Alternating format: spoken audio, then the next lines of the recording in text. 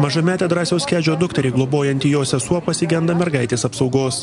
Esą rytą suderinusi su pareigūnais, kaip mergaitė bus saugoma, vakare sužinojo, kad apsauga netvyks. Vakare paskambino, kad atseit netvažiuos dabar, nesaugos. Tai taip ir neaišku, bet aš šiandien išsiunčiau skundus ir generaliniam prokurorui, ir generaliniam komisarui, kad kriminalinė policija ryte pasakė, kad atvažiuos, o vakare jau nėra. Mergaitę saugoti turintys policijos pareigūnai sako, kad dėl to, jog mergaitė nesaugoma, kalta pati Venckienė. Norint pradėti vykdyti tas priemonės, globėjai turi sudaryti tam tikras sąlygas, kad ta apsauga galėtų būti tinkama taip, kaip numatyta įstatymė ir poįstatyminiuose aktuose. Anot pareigūno, esminis trukdis pradėti saugoti mergaitę Venckienės draudimas apsaugos karininkams patekti į namą ir noras, kad jie būtų tik lauke.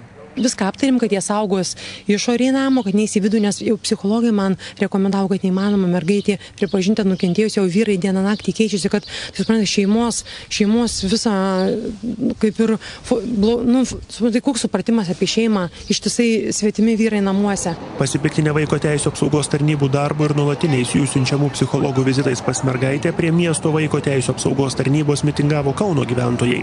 Tuo tarpu vaiko teisių gynėjai ir kitų institucijų atstovai sprendė, ar Venckienė gali toliau globoti mirusio brolio ir buvusios jo sugyventinės Laimutės Stankūnaitės dukrą.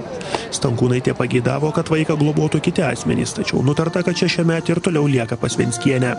Ką mergaitės globą norėjo perduoti Stankūnaitė, neaišku.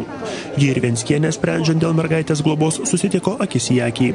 Donatas Tundis, Ilma Garlinskienė, Mantas Beiner, LNK žinios.